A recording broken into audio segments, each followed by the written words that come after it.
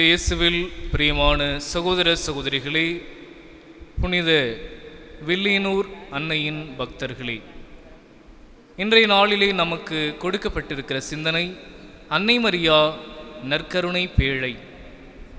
அன்புக்குரியவர்களே, அன்னை மரியா நற்கருணை பேழை என்று சொல்லுகின்ற பொழுது இந்த நற்கருணை பேழையின் வரலாறு நமக்கு தெரிய வேண்டும். அப்பொழுதுதான் அன்னை மரியா எப்படி நற்கருணை பேழை என்பதை நாம் அறிந்து கொள்ள முடியும். அன்புக்குரியவர்களே, இந்த நற்கருணை பேழை என்பது ஒன்றுமில்லை, இறைவனுடைய பிரசன்னத்தை தாங்கிய ஒரு பேழையாக இருக்கிறது. பழைய ஏற்பாட்டிலே விடுதலை பயண நூலிலே இஸ்ரேல் மக்கள் இந்த நற்கருணை பேழை பயன்படுத்தினார்கள். இதற்கு இன்னொரு பெயர் நீங்கள் சொன்னீர்கள் என்றால் உடன்படிக்கை பேழை. அன்புக்குரியவர்களே, இந்த உடன்படிக்கை பேழை பற்றி பார்க்கின்ற பொழுது இது எதனால் ஆனது என்று பார்க்கின்ற பொழுது இது சித்திம் என சொல்லப்படும் ஒரு வகை மரத்தினால் ஆனது. அக்காசியா வுட் என்று சொல்லுவாங்க, ஆங்கிலத்திலே சொல்வார்கள். பாலை நிலத்திலே அதிகமாக ரொம்ப ரேராக வளரக்கூடிய ஒரு மரம், ரொம்ப கடினமான மரம். அவ்வளவு சீக்கிரம் இந்த மரம் மக்கி போய் விடாது. எனவே கடவுளுக்கென்று செய்கின்ற பொழுது இப்படி அழியாத உறுதியான இந்த மரத்தினால் செய்ய வேண்டும் என்று ஆண்டவரே சொல்லி அந்த மரத்தை பயன்படுத்தி மோசே அதை செய்கின்றார். இன்னொன்று கூடுதலாக என்ன செய்கிறார்கள், இந்த பேழையை செய்கின்ற பொழுது அவர் அதன் உள்ளும் புறமும் பசும் பொன்னால் வேய்ந்தார். எனவே இந்த பேழையை செய்துவிட்டு உள்ளும் புறமும் தங்கத்தினால் அவர்கள் அதை மூடுகிறார்கள். இந்த தங்கம் எதை குறித்து காட்டுகிறது என்றால் கடவுளுடைய பிரசன்னத்தை குறித்து காட்டுகிறது. இந்த மண்ணுலகில் இறைவன் இந்த இஸ்ரேல் மக்களோடு இருக்க போகிறார் என்பதை குறித்து காட்டும் விதமாக இந்த மரத்தினாலான பேழையின் மீது அவர்கள் தங்கத்தினால் வேய்கிறார்கள் என்பதை பார்க்கிறோம். எனவே இந்த சிறப்பான ஒரு மரத்தினால் இப்படி சிறப்பான விதத்தில் தயாரிக்கப்பட்டிருக்கிற இந்த பேழை அதனுள்ளே என்ன வைத்திருந்தார்கள் என்று பார்க்கின்ற பொழுது அதனுள்ளே மோசேயின் மூலமாக கடவுள் கொடுத்த 10 கட்டளைகள் அடங்கிய அந்த கற்பலகையை வைத்திருந்தார்கள். மேலும் அந்த பேழையிலே பார்க்கின்ற பொழுது பாலை நிலத்திலே இறைவன் பொழிந்த அந்த மன்னா அதை கொஞ்சம் வைத்திருந்தார்கள். மேலும் ஆரோனுடைய கையிலே இருந்த அந்த கோல், அந்த துளிர்விட்ட அந்த கோலை அவர்கள் அதை வைத்திருந்தார்கள். இந்த மூன்றுமே ஒரு சில அர்த்தங்களை கொண்டு கடவுளுடைய உடன்படிக்கையை குறிப்பதற்காக இந்த கற்பலைகள் அடங்கிய கற்பலைகள், 10 கட்டளை அடங்கிய கற்பலைகள், ஆண்டவர் உணவளித்தார், அவருடைய பிரசன்னத்தை, அவருடைய பராமரிப்பை குறித்து காட்டுவதற்காக அந்த மன்னாவை இவர்கள் வைத்திருந்தார்கள். அது மட்டும் இல்லாமல் இந்த இஸ்ரேல் மக்களை ஒரு குருத்துவ குலமாக இறைவன் தேர்ந்தெடுத்திருக்கிறார் என்பதை காட்டுவதற்காக ஆரோனுடைய செங்கோலை இந்த பேழையிலே வைத்திருந்தார்கள். இந்த பொருட்கள் அடங்கிய இந்த உடன்படிக்கை பேழை இறைவனுடைய பிரசன்னத்தை குறித்து காட்டுவதாக இருந்தது. அவர்கள் என்ன செய்கிறார்கள், எங்கு செல்லும் பொழுதெல்லாம் அதை தூக்கிச் செல்கிறார்கள். குறிப்பாக போர்க்களத்தில் இந்த பேழையை அவர்கள் தூக்கிச் செல்கிறார்கள். அன்புக்குரியவர்களே, யோசுவா நூலிலே நாம் வாசிக்கின்றோம், யோர்தான் நதியை கடக்கப் போகிறார்கள், எரிகோவுக்குள் நுழையப் போகிறார்கள். அவர்கள் என்ன செய்கிறார்கள், இந்த இஸ்ரேல் மக்கள் நுழைவதற்கு முன்பதாக அவர்கள் என்ன செய்கிறார்கள், இந்த 3வது அதிகாரத்திலே நாம் வாசிக்கின்றோம். மக்களுக்கு கட்டளையிட்டு கூறியது, உங்கள் கடவுளாகிய ஆண்டவரின் உடன்படிக்கை பேழையை லேவிய குருக்கள் தூக்குவதை நீங்கள் பார்க்கும்போது உங்கள் இடங்களிலிருந்து புறப்பட்டு அதன் பின்னால் செல்ல வேண்டும் என்று அவர்களுக்கு கட்டளை கொடுக்கப்படுகிறது. நீங்கள் வாசித்து பார்த்தீர்கள் என்றால் இந்த உடன்படிக்கை சுமந்து கொண்டு அவர்கள் அந்த யோர்தான் நதியில் காலை வைத்த உடனே அந்த நதி பிரிந்து விடுகிறது. அவர்கள் அங்கே நின்று கொண்டிருக்கிறார்கள். மக்கள் கடந்து சென்ற பிறகு இந்த உடன்படிக்கை பேழை கடந்து செல்கிறது. எனவே வெற்றி தருகின்ற ஒரு ஆண்டவரின் பிரசன்னமாக இந்த உடன்படிக்கை பேழை, இதுபோல பல போர்களின் நடுவிலே இந்த உடன்படிக்கை பேழை அவர்களோடு சென்றது என்பதை பார்க்கிறோம். இப்பொழுது அன்னை மரியா எப்படி நற்கருணை பேழை என்று பார்க்கின்ற பொழுது இந்த உடன்படிக்கை பேழைக்கும் அன்னை மரியாவுக்கும் சில ஒப்புமைகள் இருக்கிறது. அன்புக்குரியவர்களே, இந்த உடன்படிக்கை பேழை, இந்த தூயகம், இது எப்படி கடவுளின் பிரசன்னத்தை கொண்டது என்று பார்க்கின்ற பொழுது விடுதலை பயண நூலிலே 40வது அதிகாரத்திலே நாம் வாசிக்கின்றோம், அந்த உடன்படிக்கை பேழையை சந்திப்பு கூடாரத்தினுள் வைத்திருக்கிறார்கள். அப்பொழுது சந்திப்பு கூடாரத்தின் மேலே மேகம் நின்றிருந்தாலும் ஆண்டவரின் மாட்சி திருவுருவடத்தை நிரப்பியதாலும் மோசே உள்ள நுழையாமல் போயிற்று. அப்போ இந்த மேகங்கள் அந்த சந்திப்பு கூடாரத்தின் மீது நிழலாடியதால் ஆண்டவருடைய பிரசன்னம் இந்த பேழைக்குள் வந்தது. அன்னை மரியாவுடைய வாழ்விலை பார்க்கின்ற பொழுது லூக்கா எழுதிய நற்செய்தியிலே நாம் வாசிக்கின்றோம். 1வது அதிகாரத்திலே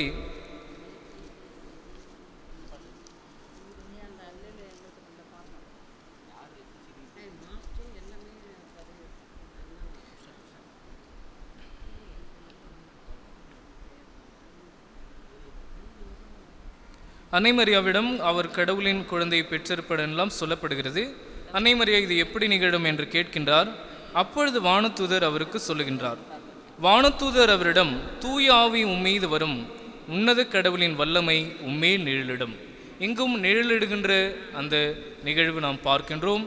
பழைய ஏற்பாட்டிலே அந்த தூயகத்தின் மீது மேகங்கள் நிழலாடியதைப் போல அன்னை மரியாவின் மீது தூய ஆவியானவர் நிழலாடியதால் இந்த ஆண்டவர் இயேசு அன்னை மரியாவுடைய வயிற்றிலே கருவுறுகிறதை பார்க்கிறோம். எனவே அன்னை மரியா இப்படி கடவுளின் ஆவியால் நிழலிடப்பட்டு இறைவனின் பிரசன்னத்தை தன்னில் தாங்கினார் என்பதை பார்க்கிறோம். அது ஒரு ஒப்புமை. மேலும் பார்க்கின்ற பொழுது உடன்படிக்கையின் பேழையாக அன்னை மரியா இருக்கின்றார். இந்த பழைய ஏற்பாட்டிலே அந்த 10 கட்டளை குறித்து காட்டுவது சீனாய் மலையிலே இறைவன் கொடுத்த உடன்படிக்கை. ஆனால் அவர்கள் தோற்றுவிட்டார்கள். இஸ்ரேல் மக்கள் மீண்டும் தன்னுடைய ஒரே மகன் வழியாக கடவுள் ஏற்படுத்திய புதிய நிலையான உடன்படிக்கை, அதை கொணர்ந்தவர் இயேசு கிறிஸ்து. அந்த இயேசுவை தன்னுடைய வயிற்றிலே அன்னை மரியா சுமக்கின்றார். அன்புக்குரியவர்களே, இதெல்லாம் நமக்கு புரிகிறது. இறை வார்த்தை இதெல்லாம் நமக்கு புரிகிறது. இந்த அன்னை மரியா நற்கருணை பேழை, அதன் வழியாக எனக்கு என்ன கிடைக்கிறது? இந்த அன்னை மரியா நற்கருணை பேழையாக இறைப்பிரசன்னத்தை சுமந்திருப்பவராக இருப்பதனால் எனக்கு ஒரு பாடம் அவர் புகட்டுகின்றார். என்ன பாடம் என்றால், நானும் இயேசுவை ஒவ்வொரு நாளும் நற்கருணையிலே வாழ்ங்குகிறேன். எனவே நாம் அனைவருமே நற்கருணை பேழைகளாக வாழ அழைக்கப்படுகின்றோம். இறைவனின் பிரசன்னத்தை சுமந்தவர்களாக இருக்க அழைக்கப்படுகின்றோம். இந்த இறைவனின் பிரசன்னம் என்ன செய்யும்? முதலிலே பார்க்கின்ற பொழுது இன்றைய முதல் வாசகத்திலும் இன்றைய நற்செய்தி வாசகத்திலும் நாம் பார்த்தோம். இந்த இயேசுவின் சீடர்கள் பயத்தில் ஆள்பட்டவர்களாக இருக்கின்றார்கள். நற்செய்தியிலே பாருங்கள், கதவையெல்லாம் பூட்டி கொண்டு அவர்கள் உள்ளே இருக்கிறார்கள். என்ன ஆகுமோ ஏதாகுமோ என்ற பயத்திலே அவர்கள் இருக்கிறார்கள். இந்த பயத்தை வெற்றி கொள்வதற்கு இந்த இயேசுவின் பிரசன்னம் தான் மருந்து. அன்புக்குரியவர்களே, ஆண்டவர் இயேசு என்ன செய்கிறார் பாருங்கள். கதவு தானே பூட்டி வச்சிருக்கிறீங்க, அதற்குள்ளே வருகிறார் ஆண்டவர் இயேசு. நம்முடைய பயத்தின் தாண்டி வரக்கூடியவர் ஆண்டவர் இயேசு. இறைவனின் பிரசன்னம் நம்முடைய பயத்தை, நம்முடைய பதட்டங்களை எல்லாம் வெற்றி பெற்றதாக இருக்கிறது. அன்புக்குரியவர்களே, கதையை பூட்டி வைத்திருந்தாலும் இயேசு கிறிஸ்து உள்ளே வந்து நமக்கு அமைதி தரக்கூடியவராக இருக்கிறார். கன்னிமரியாதை போலத்தான் இறைவனின் பிரசனம் தாங்கியவராக இருந்தாலும் என்ன செய்கின்றார்? அவர் எழுந்து தன்னுடைய உறவினரான எலிசபெத்தை சந்திக்க செல்லுகின்றார். எந்த ஒரு பயமும் பதட்டும் இல்லாமல் தைரியத்தை கொடுக்கின்ற, வெற்றியை கொடுக்கின்ற பிரசனம் ஆண்டவருடைய பிரசனமாக இருக்கிறது. எனவே நற்கருணை பெற்றுக்கொண்ட நாம் என்ன செய்ய வேண்டும்? நமக்கென்று இன்செக்யூரிட்டிஸ் இருக்குது, பயம் இருக்குது, பதட்டம் இருக்குது. இதை எல்லாத்தையும் நாம் வெற்றி கொள்ள வேண்டும் இந்த நற்கருணை பிரசனத்தை வைத்து. நற்கருணையை வாங்கி கொண்டு நான் மீண்டும் என்னுடைய பயந்து வாழக்கூடிய நம்பிக்கை இல்லாத ஒரு வாழ்க்கைக்கு செல்கிறேன் என்றால் இந்த பிரசன்னத்தை நான் உணரவில்லை என்ற அர்த்தம். எனவே கன்னிமரியாவை போன்று எனக்கு தைரியம் வர வேண்டும். ஒரு மலைநாட்டு பகுதியிலே ஒரு பெண்ணாக அவர் விரைந்து சென்றார் என்று வாசிக்கிறோம். அப்படிப்பட்ட ஒரு விரைந்த ஒரு பயணமாக, எதையும் எதிர்கொள்கின்ற பயணமாக என்னுடைய வாழ்க்கை இருக்க வேண்டும். பயந்து என்ன ஆகுமோ ஏதாகுமோ. இந்த முதல் வாசகத்திலே பாருங்கள், திருத்தூதர் பேதுருவும் யோவானும் அற்புதங்கள் செய்கிறார்கள். சாலமோனுடைய அந்த வாயிலே அவர்கள் நின்று கொண்டிருக்கிறார் மண்டபத்திலே. ஒரு சிலர் அவரை நம்புகிறார்கள், ஒரு சிலர் என்ன செய்கிறார்கள்? அவர்களோடு சேராமல் அவர்கள் ஒதுங்கி நிற்கிறார்கள். அதைத்தான் முதல் வாசகத்திலே நாம் வாசிக்கின்றோம். மற்றவர் யாரும் இவர்களோடு சேர்ந்து கொள்ள துணியவில்லை. நம்பினாங்க, நம்பாதவங்க பயந்தவங்க என்ன பண்ணாங்க? ஒதுங்கி நிற்கிறாங்க. ஆயினும் மக்கள் இவர்களை பற்றி பெருமையாக பேசினார்கள். எல்லாம் நமக்கு நல்லா தெரியுது. இயேசு பெரியவர், அற்புதம் செய்கிறார். என்னுடைய வாழ்க்கை என்று வருகின்ற பொழுது என்னுடைய பயம்தான் என்னை மேலிடுகிறது. அன்புக்குரியவர்களே, இதை எப்படி வெளிப்படுகிறது? பல வகையில் வெளிப்படுகிறது. மீண்டும் நான் 1000 முறை சொல்லியிருக்கிறேன். இந்த சடங்கு சம்பிரதாயங்கள் இதன் அடிப்படையில் இருப்பது என்ன தெரியுமா? பயம். என்ன ஆயிடுமோ ஏதாயிடுமோ. இந்த பயத்தில் தான் நாம் இதையெல்லாம் செய்கிறோம். இந்த பயம் நேர் எதிரானது நம்பிக்கைக்கு. நான் இயேசுவை நம்பினேன் என்றால் இதையெல்லாம் நான் செய்ய மாட்டேன், பயப்பட மாட்டேன். நம்பிக்கைக்கு எதிரானதுதான் இந்த பயம். அன்புக்குரியவர்களே, நீங்கள் என்னவெதான் சொல்லுங்கள், 1000 குருக்களை நீங்கள் கூப்பிட்டு இருக்கலாம் பூசைக்கு, அந்த நல்ல நேரத்தில் தான் தாலி கட்டுவீங்க. அதை மட்டும் உங்களால் விட முடியுமா? ஏன்னா பயம், ஏதாவது ஆயிடுமோ. அதே போல் ஒரு புது வீடு நீங்கள் கட்டுறீங்க, எல்லாம் செய்கிறீங்க, ஆனால் அந்த மந்திரிக்கிற நேரம், அந்த புதுமணி புகுவிழா நேரம் என்பது யாரோ ஒருத்தர் குறித்து கொடுத்த அந்த பஞ்சாயத்தில் அதுதான் என்னை காப்பாற்றுவதாக இருக்கிறது. ஏன்? பயம். ஒருவேளை வேற எதெல்லாம் வச்சுட்டா என்ன ஆகிடுமோ, வீட்டுக்கு எதோ ஆகிடுமோ. எனவே பாருங்கள், பயம் நம்முடைய வாழ்விலே எவ்வளவு பல வடிவங்களிலே வெளிப்படுவதை பார்க்கிறோம். நாம் நிறைய நேரங்களில் பிரச்சனைகளை சந்திக்கிறோம், நிறைய சண்டை, வீட்டில் சண்டை. அந்த அந்த பிரச்சனையை நம்ம எப்படி எதிர்கொள்கிறோம்? நிறைய வழிகளில் எதிர்கொள்கிறோம். குடிக்கிறது, தீய பழக்கங்கள் அடிமையாகிறது, சண்டை போடுறது, சமாதானம் இல்லாமல் வாழ்வது, இதெல்லாம் ஒரு வகையான பயத்தின் வெளிப்பாடு தான். உண்மையில் வாழ்வை எதிர்கொள்ள வேண்டுமெனில் என்ன செய்ய வேண்டும்? இவை அனைத்தையும் ஏற்றுக்கொண்டு நான் வாழ வேண்டும். தப்பிச்சு ஓட பார்க்கறதுக்கு தான் நான் இதெல்லாம் செய்கிறேன். எனவே அன்புக்குரியவர்களே, நாம் கிறிஸ்தவர்களாக இருக்கலாம், நம்பிக்கையின் மக்களாக இருக்கலாம், நம்பிக்கை விட நம்முடைய வாழ்விலே பயம்தான் அதிகமாக இருக்கிறது. இந்த மக்களைப் போல இயேசுவை நெருங்கி செல்லாமல் தூரம் நின்று வேடிக்கை பார்த்து கொண்டிருக்கிறோம். நம்பிக்கை வாழ்வில் நாம் இன்னும் ஈடுபடவில்லை. எனவே இந்த நற்கருணை பிரசன்னம் அப்படிப்பட்ட பயங்களை வெற்றி கொள்ள நமக்கு தைரியம் கொடுக்கிறது. அன்னை மரியாவை போல, அன்னை மரியாவுடைய வாழ்க்கையை விட நம்முடைய வாழ்க்கை ஒன்றும் சவாலான வாழ்க்கை இல்லை. அவருடைய வாழ்க்கை ஒரு தனி பெண்மணியாக, ஒரு யூத பெண்ணாக, திருமணமாகாமல் ஒரு கருவுற்ற பெண்ணாக அவர் சந்தித்த சவால்களை விட நம்முடைய சவால்கள் அவ்வளவு பெரியதாக இல்லை. இருப்பினும் நாம் என்ன செய்கின்றோம்? பயப்படுகின்றோம். எனவே இனி நாம் உறுதி எடுக்க வேண்டும். நற்கருணை வாங்குகின்ற நான் எதை குறித்தும் பயப்படக்கூடாது. இரண்டாவதாக பார்க்கின்ற பொழுது, இந்த நற்கருணை பிரசனம் எதற்கு எதிரானதாக இருக்கிறது என்றால், பாவத்திற்கு, தீமைக்கு எதிரான ஒரு மருந்தாக இருக்கின்றது. அன்புக்குரியவர்களே, பேதுரு எழுதிய திருமுகத்திலே நாம் வாசிக்கின்றோம், இறைவன் நம்மை எதற்காக அழைத்திருக்கிறார்? இந்த உடன்படிக்கை, இந்த மீட்பு, இந்த உயிர்ப்பு, இதெல்லாம் எதற்காக இறைவன் கொடுத்திருக்கிறார்? பேதுரு எழுதிய முதல் திருமுகத்திலே நாம் வாசிக்கின்றோம், உங்களை அழைத்தவர் தூய்மையுள்ளவராய் இருப்பது போல நீங்களும் உங்கள் நடத்தையிலும் தூய்மையுள்ளவராய் இருங்கள். எனவே ஒரு தூய வாழ்க்கைக்கு இறைவன் நம்மை அழைத்திருக்கிறார். பயமில்லாத வாழ்க்கை, தூய்மையான வாழ்க்கை. தூய்மை என்பது நாம் நிறைய இன்னைக்கு கேள்விக்குறியாகி கொண்டிருக்கிறது. எல்லா இடங்களிலுமே பாவம், சமூகத்தில் பாவம் பெருகி போய் கிடக்கிறது. ஒவ்வொருவருக்குள்ளும் பல தீய பழக்கங்கள், அடிமைத்தனங்கள், அது போதைப் பொருளாக இருக்கலாம், ஃபோன் அடிக்ஷனாக இருக்கலாம், நாம் சொல்லிக்கலாம் நிறைய.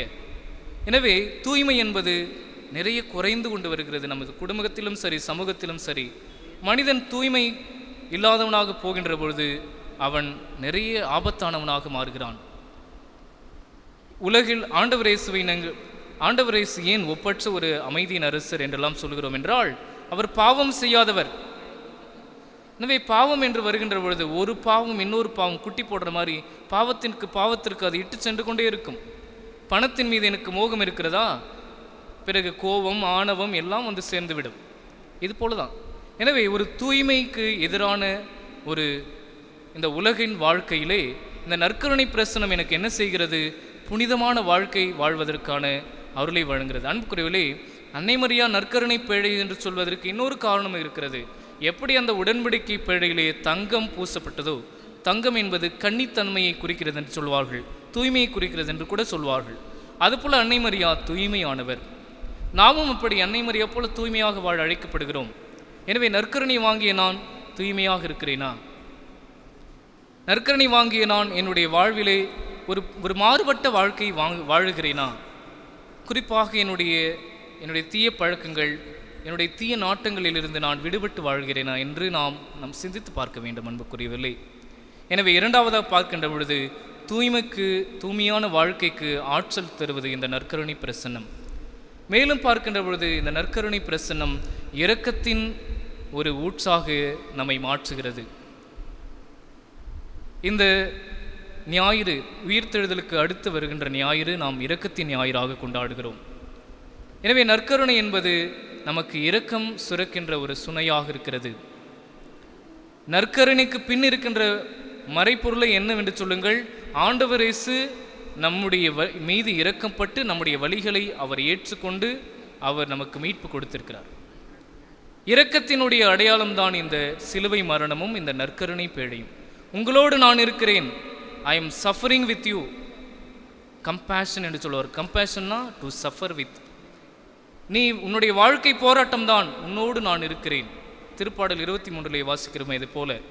மேலும் இருசூழ் பள்ளத்தாக்கில் நான் நடக்க நேர்ந்தாலும் நீர் என்னோடு இருப்பதால் நான் எத்தீங்கிற்கும் அஞ்சிடேன் என்று திருப்பாடல் ஆசிரியர் பாடுகிறார். அடிக்கடி நான் இதை கோட் பண்ணுவேன்.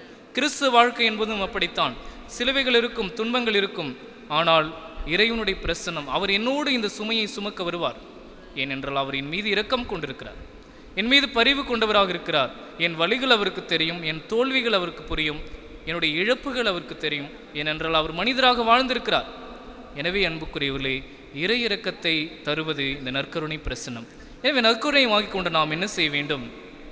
நம்முடைய சகோதர சகோதரிகளை நமது குடும்பத்திலே, இந்த சமூகத்திலே நாம் இறை இரக்கத்தின் தூதுவலாக இருக்க வேண்டும். இந்த நற்செய்தியிலே ஆண்டவரே சொல்லுகிறார், தந்தை என்னை அனுப்பியது போல நானும் உங்களை அனுப்புகிறேன். எதற்காக அனுப்புகிறார்? இரக்கத்தை சுமந்து செல்பவர்களாக நம்மை அனுப்புகிறார் இறைவன் இயேசு. எனவே இரக்கம் என்பது என்ன? நம்முடைய வாழ்விலே துன்புறுவோருக்கு நாம் துயர் துடைப்பவர்களாக இருக்க வேண்டும். இரக்கம் என்பது எப்பொழுது சுரக்கிறது? ஒருவர் துன்பப்படுவதை பார்க்கின்ற பொழுது இரக்கம் வருகிறது. எனவே என்னுடைய கண் பார்வையில் துன்பப்படுகிற துயருகிற மக்களை நான் பார்க்கின்ற பொழுது இயேசுவை போல சென்று நான் அவர்களுடைய துயரை துடைக்க வேண்டும். இந்த நல்ல சமாரியன் ஊமையில் வருவதைப் போல அவர்கள் யார் வேண்டுமானாலும் இருக்கலாம், ஆனால் அவர்கள் காயங்களுக்கு கட்டுப்படுவனாக நான் இருக்க இறைமகன் இயேசு அழைக்கின்றார். ஏனென்றால் நான் பாவியாக காயப்பட்டிருந்த பொழுது இயேசு என் காயங்களுக்கு அவர் கட்டுப்போட்டார். அவர் காயப்பட்டு என்னுடைய காயத்தை குணப்படுத்தியார். அது அவருடைய இரக்கம். அதே இரக்கத்தை நான் என் சகோதர சகோதரர்களுக்கு காட்ட அழைக்கப்படுகிறேன். ஆண்டவரை சதியைத்தான் கொடுக்கிறார். எனவே இந்த 3 கருத்துக்களை எடுத்துக்கொள்வோம். நற்கருணை வாங்குகிற நான் என்னில் இறை பிரசனத்தை கொண்டிருக்கிறேன். அந்த பிரசனம் எதற்காக இருக்கிறது என்றால், முதலில் என் பயத்திலிருந்து எனக்கு வெற்றி தருகிறது. இரண்டாவதாக பார்க்கின்ற பொழுது என்னுடைய வாழ்விலை தீமைக்கும் பாவத்துக்கும் எதிரான மருந்தாக இருக்கிறது. மூன்றாவதாக பார்க்கின்ற பொழுது இரக்கத்தை தருகின்ற ஒரு ஆற்றலாக இருக்கிறது. இரக்கமுள்ளவனாக என்னை மாற்றக்கூடிய ஒரு ஆற்றலாக, சக்தியாக இருக்கிறது என்பதை உணர்ந்து, இப்படிப்பட்ட நற்கருணையின் ஒரு மக்களாக, நற்கருணையின் பிரசனத்தால் ஆட்கொள்ளப்பட்டவர்களாக அன்னை மரியாவை போல இந்த உலகிலே நாம் வாழ திருப்பலியிலே தொடர்ந்து மன்றாடுவோம்.